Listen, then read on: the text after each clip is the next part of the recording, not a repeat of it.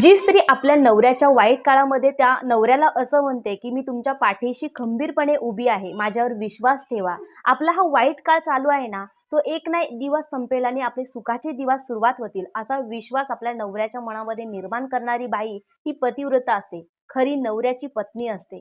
कारण की आजकालच्या काही स्त्रिया अशा असतात की नवऱ्याचा वाईट काळ सुरू झाला की त्याला सोडून देतात, त्याच्या मनाचाही विचार करत नाही आणि त्यावेळेला त्या नवऱ्याला कोणता विचार करावा हे कळत नाही.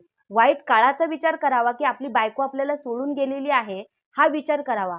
त्याच्यामध्ये तो कोलमडून जातो आणि कधी-कधी त्या मरणाच्या गोष्टींचा सुद्धा विचार करतो. या आयुष्यातून आपण निघून गेलेलं बरं, असंही कधी-कधी त्या नवऱ्याला वाटतं.